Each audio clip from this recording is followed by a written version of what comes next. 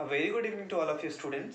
मैं आपका एजुकेटर रवि रोशन स्वागत करता हूं आपके official YouTube channel let's learn commerce पे। 11th क्लास की ये वीडियो है, 11th क्लास का ये सेशन है, चैप्टर है आपका डिप्रिशिएशन और ये लास्ट वीडियो है डिप्रिशिएशन का, जहां आज हम डिस्कस करने वाले हैं दो क्वेश्चंस को। कल हमने 3 क्वेश्चंस डिस्कस किए थे, तो आज 2 और क्वेश्चन हम डिस्कस करेंगे अलग अलग मेथड के। कल भी हमने किए थे और आज जो हम करेंगे वो होगा स्ट्रेट लाइन मेथड और WDV मेथड, जिसको डायमेंशिंग बैलेंस मेथड के नाम से भी हम जानते हैं। तो इससे पहले कि हम अपने सेशन को शुरू करें, अगर आप चैनल पर नए हैं तो चैनल को सब्सक्राइब कर लें। वीडियो पसंद आती है तो कमेंट और लाइक ज़रूर करें। अगर ना पसंद आए तो अपना कारण ज़रूर बताएं कि क्यों नहीं पसंद आ रहा है, अपने सुझाव ज़रूर दें कमेंट बॉक्स में। और इसके अलावा आप शेयर करें अपने दोस्तों और रिलेटिव्स के बीच, ताकि वो भी इस वीडियो को देखकर अपनी पढ़ाई कंटिन्यू कर सकें। तो आइए शुरू करते हैं अपना ये सेशन बिना डिले किए। और चैप्टर जो है हमारा डिप्रिशिएशन, उसका चौथा क्वेश्चन, मतलब आज के सेशन का पहला क्वेश्चन हम उठाते हैं। और पहला क्वेश्चन है आपका, furniture was purchased on 1 April 2014 for 55,000 rupees. एक फर्नीचर 1 अप्रैल 2014 को खरीदी गई 55,000 रुपए में। क्वेश्चन थोड़ा बड़ा है, इसलिए ध्यान से पढ़िएगा, समझाने के समय भी ध्यान से समझिएगा, समझ में आ जाएगा। आसान है, बस बड़ा है, lengthy question. Estimated life is 10 years. Estimated life कितनी है मशीनरी की? 10 साल। After 10 years it will be sold for 5,000। Scrap value भी हमको पता चल गया कि 5,000 रुपए में 10 सालों के बाद ये मशीनरी हमारी, फर्नीचर हमारा बिक जाएगा। ओके, आगे है एडिशंस आर मेड ऑन। कुछ और फर्नीचर खरीदे गए हैं कब? तो 1 अप्रैल 2015 को और 1 अक्टूबर 2017 को। 1 अप्रैल 2015 को जो फर्नीचर खरीदेगा उनका कॉस्ट था 9,500 रुपीज और उसका स्क्रैप वैल्यू रहने वाला है 500। क्वेश्चन में गिवन है पूरी क्लियर तरीके से। दूसरा जो है हमारा मशीनरी, वो खरीदा गया है 1 अक्टूबर 2017 को और उसकी कीमत थी 8,400 रुपीज और उसका स्क्रैप वैल्यू आपका रहने वाला है 400 रुपये। ठीक, आगे बढ़ते हैं। क्या बोला? तो आपको बोला गया क्वेश्चन में कि आप फर्नीचर अकाउंट बना के दिखाइए 4 सालों के लिए, और डिप्रिशिएशन के लिए जो आपको रूल फॉलो करना है वो है straight line method. You have to depreciate the furniture, all the 3 furniture under straight line method.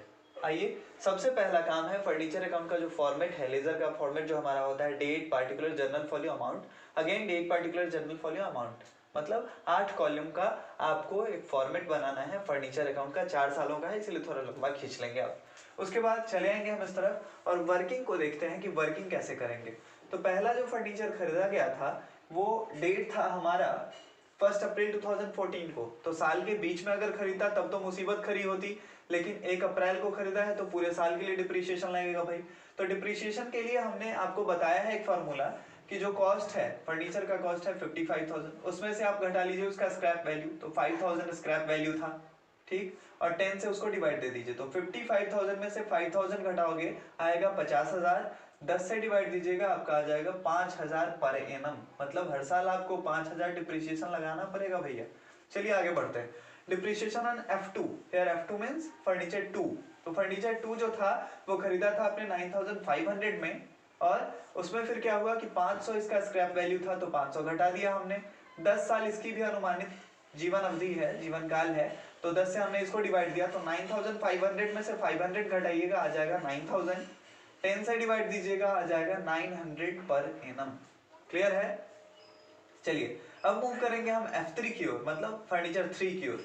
तो डिप्रिशिएशन ऑन F3 कितने में खरीदे थे आप? तो 8,400 में। 400 उसमें से डिप्रिशिएशन घटाना है, घटा दिए। 10 से डिवाइड देंगे, क्यों? 10 से ही क्यों? तो 10 साल इसका भी जीवन अवधि था, तो 10 से हमने डिवाइड दे दिया। तो 8,400 में से 400 घटाइएगा आएगा आपका 8,000, and when you will divide 8,000 by 10 you will get 800 per annum. But in this question the machinery, the F3 furniture third was purchased on 1st of October 2017, means you have to depreciate it only for 6 months, from 1st October 2017 to 31st of March 2018। Okay, तो 6 महीने के लिए आपको इस पे depreciation charge करना पड़ेगा। तो 800 रुपया 1 साल का है, तो 6 महीने का कितना होगा? 400 रुपया। तो इसलिए हमने यहाँ पे और करके लिख दिया 400 रुपये पर हाफ ईयरली। क्लियर है? चलिए, ये वर्किंग का काम था हमारा, जो बहुत इंपॉर्टेंट होता है क्वेश्चंस की क्लैरिटी के लिए भी। आपको मार्क्स इस पे भी अच्छे खासे मिल जाते हैं, और इसको करने के बाद आप क्वेश्चन आसानी से अब बनाते हुए चले जाएंगे। ये बनाना तो बिल्कुल बच्चों का खेल है। तो 2014 में सबसे पहले 1 अप्रैल के दिन जो फर्नीचर खरीदा गया था F1, उसके लिए आप लिखेंगे टू बैंक अकाउंट। जब भी कोई एसेट्स नगद खरीदा जाता है तो टू बैंक अकाउंट हम लिखते हैं, तो इसीलिए टू बैंक अकाउंट के हमने नाम से दिखा दिया 55,000 रुपए। क्लियर। अब इस पे डिप्रिसिएशन चार्ज कर लीजिए। तो पहले वाले मशीनरी का आपने अभी अभी वर्किंग नोट में डिप्रिसिएशन निकालना सीखा, तो 5,000 रुपए हर साल इस पे डिप्रिशिएट आपको करना है। तो 2015 के 31 मार्च को हम बाई डिप्रिसिएशन अकाउंट F1 लिख देंगे कि भैया ये फर्नीचर फर्स्ट पे है 5,000 रुपए। अब 55,000 का आपका मशीन फर्नीचर था और 5,000 आपने उसको डिप्रिशिएट कर दिया, बचा कितना? 50,000। तो वही हम दिखा देंगे बाई बैलेंस CD के नाम से कि पहले साल के लास्ट में, आखिरी में हमारे पास 50,000 जो है अभी भी फर्नीचर का वैल्यू बचा हुआ है। अब इन दोनों को जोड़ दीजिए, तो 50 और 5 55,000, इधर भी 55,000, दोनों बराबर, पहले साल का क्रियाक्रम खत्म। बढ़ जाएंगे सेकेंड ईयर में 2015 के 1 अप्रैल को फिर से यह CD BD हो जाएगा। ये मैंने कल भी आपको बताया था कि पहले साल का CD दूसरे साल BD हो जाता है, फिर दूसरे साल का CD तीसरे साल BD हो जाता है, और ये क्रम चलता जाता है। ठीक, it is ranking in nature, जब तक हम बनाते हैं तब तक। तो टू बैलेंस BD हम दिखा दिए हैं यहाँ 50,000 रुपए। आ रही बात समझ में? अब चलिए, अब क्या हुआ था, 1 अप्रैल 2015 को एक और फर्नीचर खरीदी गई थी F2। तो टू बैंक अकाउंट हमने लिख दिया F2। कितने का है भैया? 9,500 का, तो हमने दिखा दिया यहाँ पे 9,500। आ जाइए इस तरफ क्रेडिट साइड में, बाय डिप्रिशिएशन अकाउंट। ठीक है, डिप्रिशिएशन फर्नीचर में क्रेडिट साइड ही लिखते हैं। तो बाय डिप्रिशिएशन अकाउंट फर्नीचर 1 के लिए 5,000 जो हमने पहले ही कैलकुलेट कर लिया था। फर्नीचर 2 का अगर आपको याद हो, यहाँ लिखा ही हुआ है कि 900 रुपया पर एनम चार्ज करना है आपको डिप्रिसिएशन, तो फर्नीचर 2 का हमने कर दिया 900।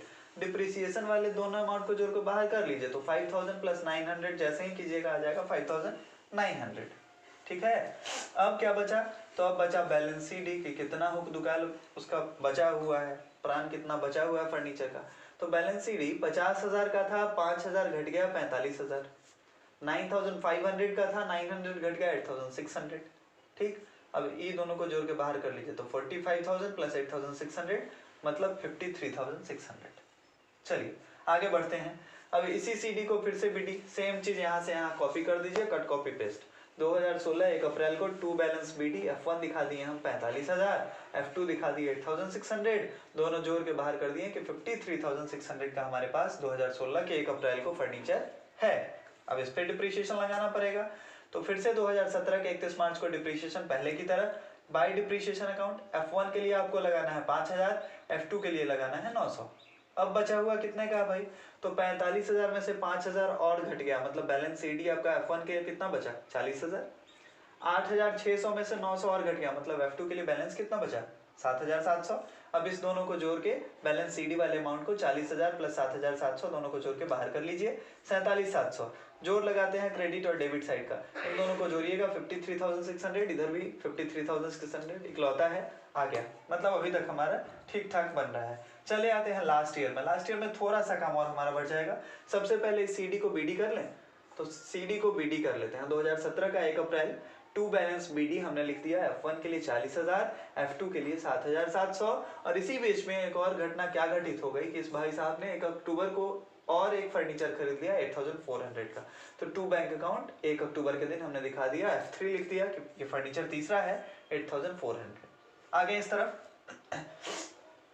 अब इस साल तो डिप्रिसिएशन तीनों को लगाना पड़ेगा, तो बाय डिप्रिसिएशन में F1 का 5,000 पहले की तरह, F2 का 900 पहले की तरह, F3 का आपको याद करना है कि 400 रुपए हमने हाफ ईयरली किया था, 6 महीने का ही होगा, अक्टूबर से लेकर 31 मार्च तक। तो F3 हमने दिखा दिया 400। डिप्रिसिएशन वाले सारे अमाउंट को जोड़ लीजिए, 5,000, 900 और 400 सबको जोड़िएगा आ जाएगा 6,300। बैलेंस CD गिराते हैं तो ये था 40,000, जिसमें से 5,000 गया तो 35,000 का बचा। F2 था 7,700 का, हमने 900 और घटाया 6,800 बचा। ये था 8,400 का, 400 घटा लिए 8,000 बचा। अब CD वाले सारे अमाउंट को जोड़ के बाहर कीजिएगा तो आपका आ जाएगा 49,800। ये क्लियर नहीं है तो शायद आप लिख लेंगे तो ज़्यादा क्लियर हो जाएगा। तो 49,800 यहाँ हो जाएगा, सबको जोड़िएगा तो आ जाएगा आपका 56,100। तो इस तरह से बनता है आपका कोई भी एसेट्स अकाउंट के, फर्नीचर अकाउंट हो तब, मशीनरी अकाउंट हो तब, आपको इसी तरह से बनाना है। डिप्रिसिएशन को हमेशा क्रेडिट साइड में लिखना है और जो भी खरीदता है एडिशन या जो पहली बार खरीदता है उसके लिए आपको डेबिट साइड में लिखना है, क्योंकि मैंने आपको इससे पहले कई लेक्चर्स में बताया है कि जो भी एसेट्स हैं उनका डेबिट बैलेंस होता है। किसी कारण से उनमें अगर वृद्धि होती है, अगर वो बढ़ते हैं तो डेबिट करेंगे और अगर घटते हैं तो उनको क्रेडिट कर लेंगे। तो इसीलिए डिप्रिसिएशन क्या है, उसके मूल्य में कमी, घटना। तो इसीलिए हमने डिप्रिसिएशन को हर बार क्रेडिट ही किया है। होप करता हूँ कि ये क्वेश्चन आपको अच्छे से समझ में आ गई होगी। आगे बढ़ेंगे और बात करेंगे क्वेश्चन नंबर 5 की। फिर से एक बार आराम से रीड आउट कर लीजिए पहले क्वेश्चन को। क्वेश्चन है boiler was purchased from abroad for 10,000, shipping charges 2,000, import duty 6,000 and installation expenses 2,000. Calculate depreciation at 10% per annum on diminishing balance method for 3 years. diminishing balance method का ही दूसरा नाम है WDV, written down value method. ठीक है, तो आपको question में क्या कहा गया कि एक बॉयलर खरीदा गया, अब्रोड से, विदेश से मंगवाया गया 10,000 का। तो जो विदेश से मंगवाया गया तो इंपोर्ट ड्यूटी देना पड़ा होगा भाई। तो 2,000 रुपये इंपोर्ट ड्यूटी इन्होंने दिया था, 2,000 रुपये इन्होंने शिपिंग चार्जेस दिया था, लाने ले जाने का खर्चा, ट्रांसपोर्टेशन भी जिसको हम लोग बोलते हैं। इंपोर्ट ड्यूटी इन्होंने दिया 6,000 रुपये, ठीक है। और इंस्टॉलेशन इन्होंने मशीन को लगवाया कि अब लगाएंगे तब तो काम कर पाएंगे उस पर, तो इंस्टॉलेशन इन्होंने जब किया इसका तो 2,000 रुपये इंस्टॉलेशन के इनको देने पड़े। आपको 10% पर एनम के हिसाब से डिप्रिसिएशन निकालना है और किस मेथड से निकालना है ये मैंने बता दिया। 3 सालों के लिए निकालना है। बहुत आसान सा क्वेश्चन है। सबसे पहला काम होगा हमारा कि टोटल वैल्यू जो है, टोटल कॉस्ट जो है बॉयलर का, वो पता कर लेते हैं। तो वही हमने किया है। टोटल कॉस्ट ऑफ बॉयलर हम दिखाएंगे 10,000, इसका जो ओरिजिनल कॉस्ट था। शिपिंग चार्जेस उसमें 2,000 और जोड़ेंगे, इंपोर्ट ड्यूटी का भी 6,000 जोड़ लेंगे और इंस्टॉलेशन एक्सपेंसेस जो था 2,000 उसको भी जोड़ लेंगे। सबको जोड़िएगा तो आ जाएगा 20,000 रुपये। ठीक, तो बॉयलर का जो कॉस्ट हुआ 20,000 रुपये। अब इसी पे हम डिप्रिसिएशन निकालना शुरू करेंगे। तो हम बना लेते हैं फर्नीचर अकाउंट फिर से, सॉरी बॉयलर अकाउंट। तो फर्नीचर अकाउंट की तरह बॉयलर अकाउंट भी बनेगा 8 कॉलम का। Date, particular, journal folio amount, date, particular, journal folio amount. चलिए भरना शुरू करते हैं। तो डेट यहाँ पे क्वेश्चन में कहीं भी गिवन नहीं है, तो हमने क्या किया है, फर्स्ट ईयर के 1 अप्रैल के दिन 2 बैंक अकाउंट दिखा दिया 20,000, चूंकि 1 अप्रैल से हमारा फाइनेंशियल ईयर शुरू होता है। 31 मार्च को हमारा फाइनेंशियल ईयर क्लोज होता है, इसीलिए हमने लिख दिया फर्स्ट ईयर को 31 मार्च के दिन बाय डिप्रिसिएशन। तो पहले साल डिप्रिसिएशन किस पे निकालेंगे, 20,000 का 10% निकालिएगा, जैसे ही आ जाएगा आपका 2,000। तो बाय डिप्रिसिएशन हमने दिखा दिया 2,000।